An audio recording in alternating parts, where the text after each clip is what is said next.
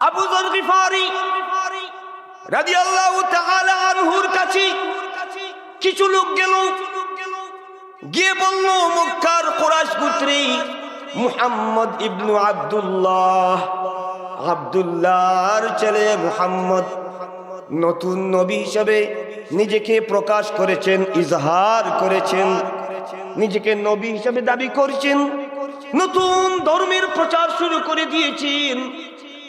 হযরত আবু যর গিফারি রাদিয়াল্লাহু তাআলা আনহু একজন জ্ঞানী মানুষ, চিন্তাশীল মানুষ, গাম্ভীর্যপূর্ণ মানুষ, ভারসাম্যপূর্ণ মানুষ, চিন্তাশীল মানুষ, চিন্তক মানুষ। কোন অযথা কথা বলেন না, অযথা কাজ করেন না, যা বলেন, যা করেন, যা সিদ্ধান্ত নেন, চিন্তা করেই সঠিক সিদ্ধান্তটা নেন। সুবহানাল্লাহ। আমরা অনেক সময় যখন তখন যা ইচ্ছা তাই সিদ্ধান্ত নিয়ে নেই, তারপর আমরা ধোঁকা খাই। জুড়ে বলেন ঠিক না বেটি? সমস্যায় জর্জরিত হই, বিপদে পড়ি, আফসোস করি, আর দোষারোপ করি, একজন আরেকজনকে দোষারোপ করি। তোর জন্য এই হয়েছে, সে এই করেছে, এই জন্য এই হয়েছে, কিন্তু আমি আমার নিজের দোষটা একটিবারও চিন্তা করি না। ঠিক না বেটি? এটি তো আমাদের অবস্থা, তাই না? হযরত আবু যর গিফারি রাদিয়াল্লাহু তাআলা আনহু যখন তিনি জানলেন মক্কা মুকাররমায় মুহাম্মদ ইবনে আব্দুল্লাহ, আব্দুল্লাহর ছেলে মুহাম্মদ একজন নতুন নবীর প্রকাশ হয়েছে, তিনি তার ছোট্ট ভাইকে দায়িত্ব দিলেন, হে আমার ভাই, তুমি মক্কাতুল মুকাররমায় যাও, গিয়ে দেখো, পর্যবেক্ষণ করো। সেই লোক মুহাম্মদ সাল্লাল্লাহু আলাইহি ওয়াসাল্লামকে সচক্ষে দেখো, তার আচার আচরণ পর্যবেক্ষণ করো, তার কর্মতৎপরতা পর্যবেক্ষণ করো, যাচাই বাছাই করো, তিনি সত্য নবী না মিথ্যা নবী। উমের জান গ্রামবাসীর উদ্যোগে হযরত আল্লামা ফুলতলি সাহেব কিবলা রহমতুল্লাহি আলাইহি এবং এলাকার সকল মুর্দেগানের ইসালে সব উপলক্ষে প্রথম বার্ষিক ইসলামী সুন্নি মহাসম্মেলনের সম্মানিত সভাপতি সাহেব, হযরত উলামায়ে কেরাম, পরম চরম শ্রদ্ধাভাজন মুরব্বিয়ানে কেরাম, সুপ্রিয় যুবক ভাইরা, শিশু কিশোর বন্ধুরা, পর্দার আড়ালে অবস্থানরত পর্দানিশীন মা ও বোনেরা, এই মাহফিলে গভীর রজনী হয়ে গেছে। আপনারা প্রত্যেকেই মোটামুটি বিব্রত বোধ করছেন, অধীর আগ্রহে অপেক্ষা করছেন, কখন জানি দোয়া হবে আর সিন্নি পাবো, তাবাররুক পাবো, বাড়িতে চলে যাব, তাই না? ইনশাআল্লাহ আমরা কিছুক্ষণের মধ্যে আপনাদের হাতে হাতে তাবাররুক পৌঁছে দিব, প্রস্তুত আছে ইনশাআল্লাহ তাবাররুক। তার পূর্বে সংক্ষিপ্ত আকারে কিছু কথা আপনাদেরকে বলতে চাই। কিছুক্ষণ বসবেন তো? কথা বলেন, কিছুক্ষণ বসা যাবে তো ইনশাআল্লাহ? আমাদের জীবনে হয়তো এই ধরনের মুবারক মাহফিল, রহমতের মাহফিল, বরকতের মাহফিল জীবনে আর নাও আসতে পারে। আমরা জীবনে কত সময় এমনে হেমনে অযথা ঘুরিয়ে ফিরিয়ে আড্ডা, ইয়ারকি, ঠাট্টা বিদ্রুপ করে এলায় হেলায় নষ্ট করি। এই যে সময় অতিবাহিত করছি, এই সময়টি অত্যন্ত গুরুত্বপূর্ণ এবং তা একদিন আমার জন্য নাজাতের জরিয়া হয়ে উঠবে। সুবহানাল্লাহ। যেই দিন আমার মিজানে নেকির পাল্লা কম হয়ে যাবে আর বদির পাল্লা, গুনাহের পাল্লা ভারী হয়ে যাবে, সেই দিন আমার নেকির পাল্লা ভারী করার জন্য এই ধরনের একটি মাহফিলে সময় কাটানোর খুবই জরুরি এবং এটি অত্যন্ত গুরুত্বের সহকারে কাজ করবে। এই যে আমার ভাই চলে যাচ্ছেন, তার নেকি বদির পাল্লা ওজনের কোনো প্রয়োজন নেই, এগুলোর তোয়াক্কা হয়তো তিনি করেন না, এই জন্য তিনি চলে যাচ্ছেন। আমরা সকলে এগুলা তোয়াক্কা করি। জুড়ে বলেন, কথা বলেন, করি কিনা? জুড়ে বলেন, করি কিনা? ইনশাআল্লাহ। জুড়ে বলেন আল্লাহু আকবার। নারায়ে তাকবীর, নারায়ে রিসালাত, আহলে সুন্নাত ওয়াল জামাত। ইনশাআল্লাহ মাহফিল চলবে কিছুক্ষণ, তাই না? রাসূলুল্লাহ সাল্লাল্লাহু আলাইহি ওয়া আলিহি ওয়াসাল্লামের একজন জলিলুল কদর সাহাবী হযরত আবু যর গিফারি রাদিয়াল্লাহু তাআলা আনহু, তার জীবনের ছোট্ট একটি ঘটনা আপনাদের সম্মুখে তুলে ধরবো ইনশাআল্লাহ। ছোট্ট একটি ঘটনা, এই ঘটনাটি বলবো আর মোনাজাত করবো ইনশাআল্লাহ। লম্বা চৌড়া ওয়াজ বক্তব্য দেওয়ার, তাকরীর করার কোনো প্রয়োজন নেই। এই ছোট্ট ঘটনা থেকে আমরা জীবনের অনেক কিছু নিতে পারবো, শিখতে পারবো, আমার জীবনকে আমি পরিবর্তন করে দিতে পারবো। জেনে বলেন ঠিক না বেটি? আপনারা রাজি আছেন তো? না সিন্নির জন্য কি বলেন? ইনশাআল্লাহ সিন্নি তো আছেই, তাই না? সিন্নি তো আছে ইনশাআল্লাহ। বরকতের জিনিস তাবাররুকা এগুলা তো আছে ইনশাআল্লাহ। আসল তাবাররুকটা নিয়ে যাওয়া দরকার কিনা কথা বলেন? সম্মানিত সুধী, হযরত আবু যর গিফারি রাদিয়াল্লাহু তাআলা আনহু, তিনি গিফারের একজন লোক ছিলেন। তার বংশের নাম গিফার, গিফারের অধিবাসী। হাদিস এসেছে, হাদিস জগতের প্রসিদ্ধ হাদিস গ্রন্থ সহিহ বুখারী অধ্যায় কিতাবুল মানাকিব, রিওয়ায়া নম্বর 3522, বিশুদ্ধ সনদে বর্ণিত, বিশুদ্ধ গ্রন্থে উল্লেখিত। ইমাম বুখারীর রিওয়ায়াত, হযরত আবু যর গিফারি রাদিয়াল্লাহু তাআলা আনহু। আবু যর গিফারি রাদিয়াল্লাহু তাআলা আনহুর কাছে কিছু লোক গেল, গিয়ে বলল, মক্কার কুরাইশ গোত্রে মুহাম্মদ ইবনু আব্দুল্লাহ, আব্দুল্লাহর ছেলে মুহাম্মদ নতুন নবী হিসেবে নিজেকে প্রকাশ করেছেন, ইজহার করেছেন, নিজেকে নবী হিসেবে দাবি করছেন, নতুন ধর্মের প্রচার শুরু করে দিয়েছেন। হযরত আবু যর গিফারি রাদিয়াল্লাহু তাআলা আনহু একজন জ্ঞানী মানুষ, চিন্তাশীল মানুষ, গাম্ভীর্যপূর্ণ মানুষ, ভারসাম্যপূর্ণ মানুষ, চিন্তাশীল মানুষ, চিন্তক মানুষ। কোন অযথা কথা বলেন না, অযথা কাজ করেন না, যা বলেন, যা করেন, যা সিদ্ধান্ত নেন, চিন্তা করেই সঠিক সিদ্ধান্তটা নেন। সুবহানাল্লাহ। আমরা অনেক সময় যখন তখন যা ইচ্ছা তাই সিদ্ধান্ত নিয়ে নেই, তারপর আমরা ধোঁকা খাই। জুড়ে বলেন ঠিক না বেটি? সমস্যায় জর্জরিত হই, বিপদে পড়ি, আফসোস করি, আর দোষারোপ করি, একজন আরেকজনকে দোষারোপ করি। তোর জন্য এই হয়েছে, সে এই করেছে, এই জন্য এই হয়েছে, কিন্তু আমি আমার নিজের দোষটা একটিবারও চিন্তা করি না। ঠিক না বেটি? এটি তো আমাদের অবস্থা, তাই না? হযরত আবু যর গিফারি রাদিয়াল্লাহু তাআলা আনহু যখন তিনি জানলেন মক্কা মুকাররমায় মুহাম্মদ ইবনে আব্দুল্লাহ, আব্দুল্লাহর ছেলে মুহাম্মদ একজন নতুন নবীর প্রকাশ হয়েছে, তিনি তার ছোট্ট ভাইকে দায়িত্ব দিলেন, হে আমার ভাই, তুমি মক্কাতুল মুকাররমায় যাও, গিয়ে দেখো, পর্যবেক্ষণ করো। সেই লোক মুহাম্মদ সাল্লাল্লাহু আলাইহি ওয়াসাল্লামকে সচক্ষে দেখো, তার আচার আচরণ পর্যবেক্ষণ করো, তার কর্মতৎপরতা পর্যবেক্ষণ করো, যাচাই বাছাই করো, তিনি সত্য নবী না মিথ্যা নবী। তিনি যে নবুয়তি দাবি করেছেন, তিনি যে ধর্মের প্রচার শুরু করেছেন, সেটি সঠিক না বেঠিক? হযরত আবু যর গিফারি রাদিয়াল্লাহু তাআলা আনহু riwayat করেছেন, আমি আমার ভাইকে এইভাবে বললাম, দায়িত্ব দিলাম, আমার ভাই চলে গেল মক্কাতুল মুকাররমায়, চলে গেল, সে পর্যবেক্ষণ করলো, সচক্ষে দেখলো, অবলোকন করলো, যাচাই বাছাই করলো, জাস্টিফাই করলো, সে ফিরে আসলো। আমি জিজ্ঞেস করলাম, আমার ভাই, তুমি মক্কাতুল মুকাররমায় গিয়েছো, সংবাদ আমার জন্য নিয়ে এসেছো? তুমি কি রিপোর্ট দিবি? তোমার রিপোর্ট পেশ করো।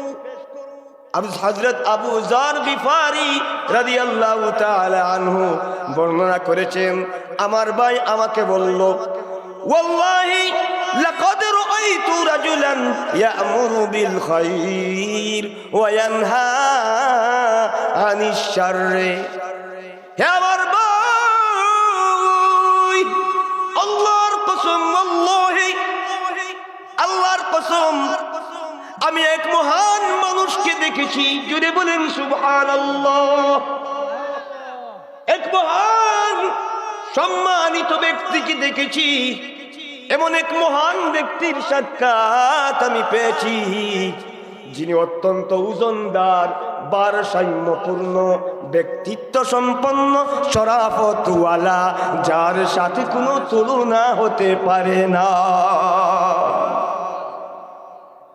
আবার বললেন, ইয়া'মুরু বিল খায়রি ওয়া ইয়ানহা আনিশ শাররি। তিনি মানুষদেরকে ভালো কাজের কথা বলেন, সৎ কর্মের কথা বলেন, অসৎ কর্ম থেকে মানুষদেরকে বিরত রাখেন। জুড়ে জুড়ে বলেন সুবহানাল্লাহ। আমার নবীর চরিত্র এমন ছিল, আমার নবীকে যে কেউ দেখতো, অবলোকন করত, সত্যান্বেষী বন্ধু, সত্যান্বেষী মহল, যারা সত্যান্বেষী, সত্যকে অন্বেষণ করত, তাদের কাছে পরিষ্কার হয়ে যেত মুহাম্মদ সাল্লাল্লাহু আলাইহি ওয়া আলিহি ওয়াসাল্লাম এমন, যার কোনো তুলনা নেই, যার কোনো উপমা নেই। ইমাম বুসুরি রাহমাতুল্লাহি তাআলা আলাইহি বলেছেন, ফাকান নবিয়িনা ফি খালকিন ওয়া ফি খুলকিন ওয়া লাম ইউদানুহু ফি ইলমিন ওয়ালা কারামিন। ইয়া রাসূলুল্লাহ, ইয়া হাবিবাল্লাহ, আমার আকা, আমার মাওলা, আমার জানের চেয়ে প্রিয়, আমার প্রাণের চেয়ে প্রিয়।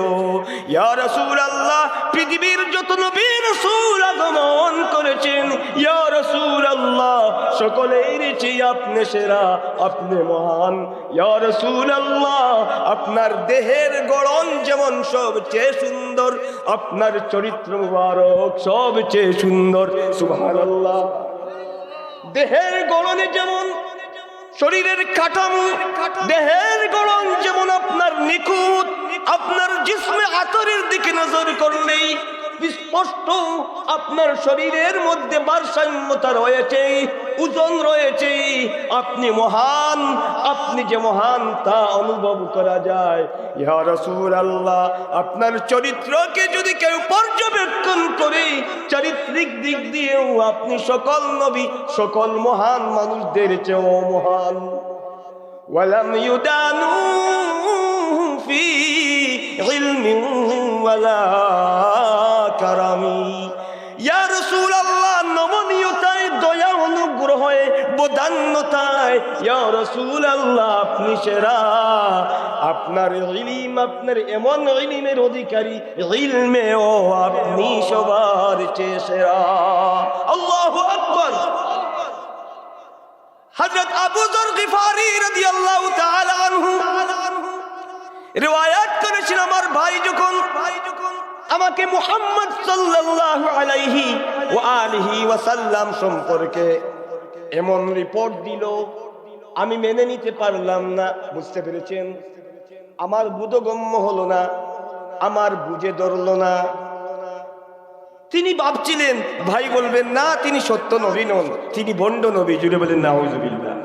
এমন ধরনের একটি রিপোর্ট, তিনি এমন ধরনের একটি রেজাল্ট তিনি প্রত্যাশা করছিলেন, কিন্তু ভাই তো রেজাল্ট দিয়েছেন উল্টো। কথা বলেন ঠিক না বেটি? ভাই তো রেজাল্ট দিয়েছেন ঠিক বিপরীত।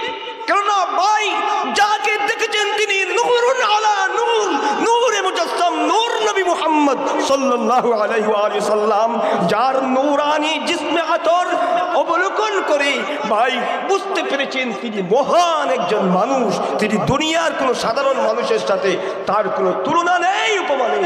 জুড়ে বলেন সুবহানাল্লাহ। জুড়ে বলবেন না? ক্ষুধার্ত হয়ে গেছে। আরেকটু জুড়ে বলেন, আওয়াজ দিয়ে বলবেন তো? যদি আওয়াজ দেন, আপনারাও আওয়াজ দেন, তাহলে আমি আওয়াজ দিব ইনশাআল্লাহ। ঠিক আছে তো? সম্মানিত সুধী, হযরত আবু যার গিফারি রাদিয়াল্লাহু তাআলা আনহু বর্ণনা করেছেন, আমার ভাইয়ের কথা শুনে আমি আশ্বস্ত হলাম না, আমার মনে মানল না, আমি মেনে নিতে পারলাম না।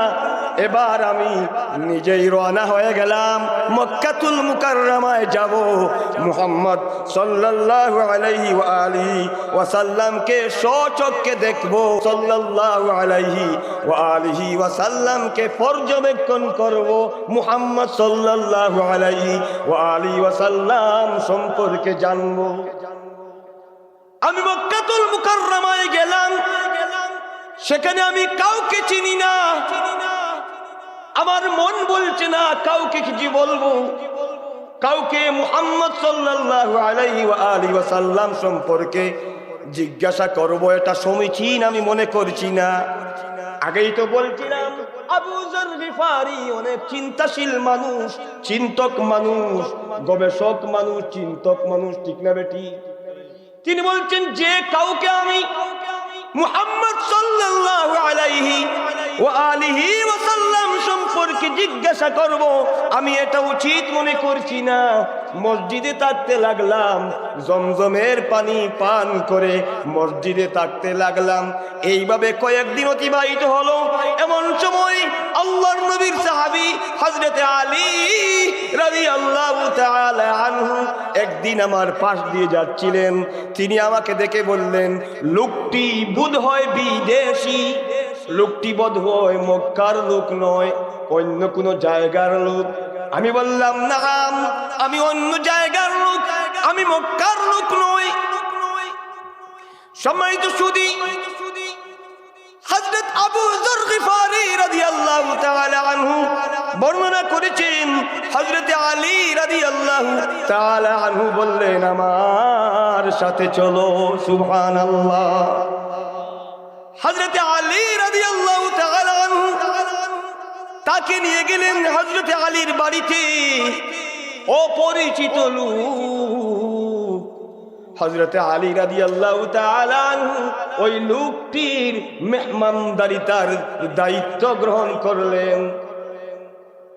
সম্মানিত সুধী, রাত অতিবাহিত হল। আবু যার গিফারি রাদিয়াল্লাহু তাআলা আনহু বর্ণনা করেছেন, আমি আলীকেও কিছু জিজ্ঞেস করলাম না, আর তিনিও আমাকে কোনো কিছু জিজ্ঞেস করলেন না। তুমি কেন এসেছো, কি দরকার তোমার, এই ধরনের কোনো প্রশ্ন আলীও করলেন না, আর আমিও তার কাছে কোনো কিছু বলার জন্য ইচ্ছা পোষণ করলাম না, ইচ্ছা করেই আমি বললাম না। এইভাবে রাত কেটে গেল। ভোরবেলা আমি চলে আসলাম। আবারও আমি মসজিদের জমজমের পানি পান করে সময় অতিবাহিত করতে লাগলাম। পরিচিত কাউকে পাই না, কিছু জিজ্ঞাসাও করতে পারি না। বিকাল বেলা হযরতে আলীর সাথে আবার আমার মুলাকাত হলো। হযরতে আলী এবার জিজ্ঞেস করলেন, লোকটি বোধ হয় তার মঞ্জিল খুঁজে পায়নি। আমি বললাম, না, আমি আমার মঞ্জিল ঠিক করতে পারিনি। হযরতে আলী বললেন, চলো আমার সাথে। আমি আলীর পিছনে পিছনে চললাম। আমাকে বললেন, কি জন্য আপনি আপনার দেশ থেকে মক্কা মুকাররমা এসেছেন? এবার আমি বললাম, আপনি আমাকে কথা দিতে হবে, আপনি আমাকে কথা দেন, ওয়াদা দিন, আমার বিষয়টি আপনি গোপন রাখবেন, কারো কাছে প্রকাশ করবেন না। হযরত আলী বললেন, আমি ওয়াদা করলাম তোমার এই বিষয়টি আমি প্রকাশ করব না। আপনারা কি আমার কথা বুঝছেন? বুঝা যাচ্ছে তো? সম্মানিত সুধী, এবার হযরত আবু যর গিফারি রাদিয়াল্লাহু তাআলা আনহু সম্পূর্ণ বিবরণ তুলে ধরলেন। আমি জেনেছি মক্কায় একজন নতুন নবীর আবির্ভাব হয়েছে। সেই নবীকে পরীক্ষা নিরীক্ষা করার জন্য আমার ভাইকে প্রেরণ করেছিলাম। আমার ভাই আমাকে যে রেজাল্ট দিয়েছে, রিপোর্ট দিয়েছে, সেই রিপোর্টে আমি আশ্বস্ত হতে পারিনি। সেই জন্য আমি নিজে এসেছি, নিজে পর্যবেক্ষণ করব, দেখব, বুঝব, তারপর সঠিক সিদ্ধান্ত নিব। হযরত আলী বললেন, তুমি সঠিক লোকের সন্ধান পেয়েছো। আমি মুহাম্মদ সাল্লাল্লাহু আলাইহি ওয়া আলিহি ওয়াসাল্লাম দরবারে যাব, আমার সাথে পিছে পিছে তুমি চলো। পথের মধ্যে যদি কোনো বিপজ্জনক লোককে আমি দেখি, তাহলে আমি জুতা ঠিক করার বান করি দেয়ালের পাশে দাঁড়িয়ে যাব। তুমি কিন্তু দাঁড়াবে না, তুমি চলতে থাকবে, যাতে করে বোঝা যায় তোমার সাথে আমার কোনো সম্পর্ক নেই, যাতে করে বোঝা যায় তুমি আমার সাথে যাচ্ছ না। বুঝতে পেরেছেন? ও মুসলমান, চিন্তা করে দেখি তারা কত কষ্ট করে মুসলমানি জিন্দেগি যাপন করেছেন। তারা তাদের প্রাণের চেয়ে প্রিয় নবীর দরবারে যেতে হলে কত বাধা বিপত্তি এসেছে, দিনের কাজ করতে হলে কত বাধা বিপত্তি এসেছে, ইবাদত বন্দেগীর করতে ও বাধা বিপত্তি এসেছে। আর আমরা সাজানো গুছানো ইসলাম পেয়েছি, সেই ইসলামকে আমরা স্বাচ্ছন্দ্যে গ্রহণ করছি না। দিনদারি জিন্দেগি থেকে আমরা গাফিল রয়ে গেছি। জুড়ে বলেন ঠিক না বেটি? কাজেই তাদের মুসলমানি আর আমাদের মুসলমানি, তাদের ইসলাম আর আমাদের ইসলাম ডে নাইট ডিফারেন্ট রয়েছে। কথা বলেন না? তাদের মুসলমানি কেমন ছিল? তাদের মুসলমানি ছিল তারা মিথ্যা কথা বলতো না।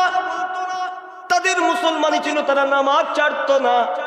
তাদের মুসলমানি ছিল তারা অন্যদেরকে অত্যাচার নির্যাতন করতো না, মানুষকে খারাপ ভাবতো না, মানুষের সাথে দুঃসম্পর্ক তৈরি করতো না, মানুষের সাথে খারাপ আচরণ করতো না, অন্যের হক আত্মসাৎ করতো না, অন্যায় অবিচার জুলুম নির্যাতন করতো না। জুড়ে বলেন ঠিক না বেটি?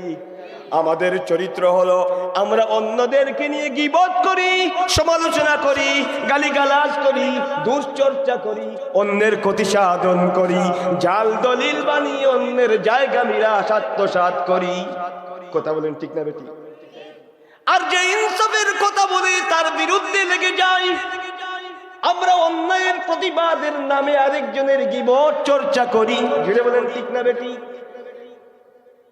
এটি হচ্ছে আমাদের মুসলমানি। এটি কেমন মুসলমানি?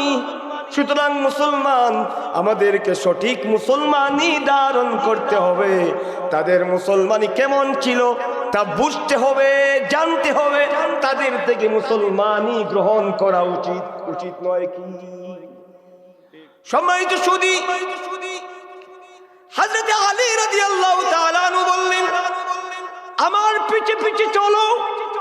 যদি আমি দেখি কোন বিপজ্জনক লোক, রাসূলুল্লাহর কোন দুশমন, বিপজ্জনক কাউকে যদি দেখি, তাহলে আমি জুতা ঠিক করার বান করে দেয়ালের পাশে দাঁড়িয়ে যাব। তুমি কিন্তু চলতে থাকবে, তাকে বুঝতে দিবে না। হযরত আবু যর গিফারি রাদিয়াল্লাহু তাআলা আনহু বর্ণনা করেছেন, আমি হযরত আলীর পিছে পিছে ছুটলাম, তিনি আগে আগে, আমি পিছে পিছে। একটি ঘরে তিনি প্রবেশ করলেন, আমি সেই ঘরে প্রবেশ করলাম। সেই ঘরে প্রবেশ করার পর আমি দেখতে পেলাম নূর নবী, নূরুন আলা নূর, নূরে মুজাসসাম মুহাম্মাদুর রাসূলুল্লাহ সাল্লাল্লাহু আলাইহি ওয়া আলিহি ওয়া সাল্লামার নূরানি চেহারা আমি দেখতে পেলাম। সুবহানাল্লাহ। আমার আর কোনো প্রশ্ন বাকি রইল না, কোনো জিজ্ঞাসার প্রয়োজন আর রইল না। আমার যা বুঝার আমি বুঝে নিলাম। আল্লাহু আকবার। জুড়ে বললেন না? ইমানি আওয়াজ নেই। আরো জোরে বলেন আল্লাহু আকবার। আমার যা বুঝার বুঝে নিলাম, আমার মনে ধরে গেল এত সুন্দর চেহারাওয়ালা দুনিয়ার কোনো মিথ্যাবাদী হতে পারেন না, কোনো বন্ডের চেহারা তো সুন্দর হতে পারে না। এত সুন্দর চেহারাওয়ালা নবী, তিনি সত্য নবী, তিনি আখিরির জামানার নবী। আমার যা বুঝার বুঝে নিলাম। আমি বললাম মুহাম্মদ সাল্লাল্লাহু আলাইহি ওয়া আলিহি ওয়াসাল্লাম আমার কাছে ইসলাম পেশ করুন। রাসূলুল্লাহ ইসলাম পেশ করলেন, আর আমি জবান খুলে বললাম আশহাদু আল্লা ইলাহা ইল্লাল্লাহু ওয়া আশহাদু আন্না মুহাম্মাদান আবদুহু ওয়া রাসূলুহু।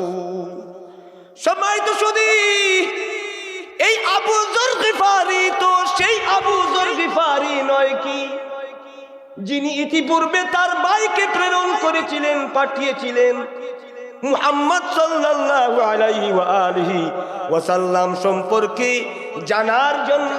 তিনি রিপোর্ট করেছেন, তিনি মেনে নিতে পারেননি। ভালো করে বুঝার জন্য তিনি নিজেই এসেছেন। এবার তিনি রাসূলুল্লাহকে দেখে নিজেই তিনি ঈমান আনলেন। সুবহানাল্লাহ। এই আবু যর তো সেই আবু যর নয় কি? জুড়ে বলেন, কথা বলেন না। এই আবু যর গিফারি তো সেই আবু যর গিফারি নয় কি, যে তার ভাইয়ের কথা বিশ্বাস করলেন না? কথা বলেন না, কথা বলেন। কেন তিনি ভাইয়ের কথা বিশ্বাস করলেন না? অথচ তিনি কোনো প্রশ্ন ছাড়াই, কোনো জিজ্ঞাসা ছাড়াই, কোনো কিল কাল ছাড়াই রাসূলুল্লাহ সাল্লাল্লাহু আলাইহি ও আলিহি ওয়াসাল্লামকে দেখা মাত্র ঈমান আনলেন, কালিমা পড়ে নিলেন। তার কারণ হলো মুহাম্মাদুর রাসূলুল্লাহ সাল্লাল্লাহু আলাইহি ও আলিহি ওয়াসাল্লাম এমন একজন মহামানুষ, যিনি নূরুন আলা নূর।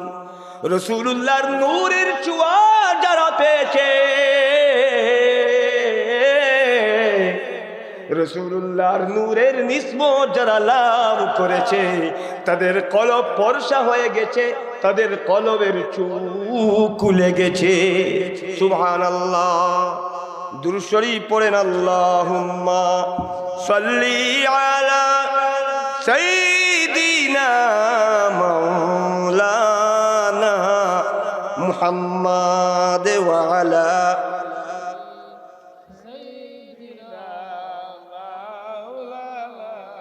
সম্মানিত সুধী, আল্লাহর হাবিব হযরত আবু যর গিফারি রাদিয়াল্লাহু তাআলা আনহুকে বললেন, তুমি আবার তোমার বাড়িতে চলে যাও। তুমি যে মুসলমান হয়েছো এই বিষয়টি কারো কাছে প্রকাশ করো না। আবু যর বললেন, ইয়া রাসূলুল্লাহ, আমি ঈমান এনেছি, আমার কোনো ভয় নাই, আমি আমার ঈমানের এলান সারা দুনিয়ার মানুষকে জানিয়ে দিব। সুবহানাল্লাহ। ঈমানের জজবা তার হৃদয়ের মধ্যে আসলো।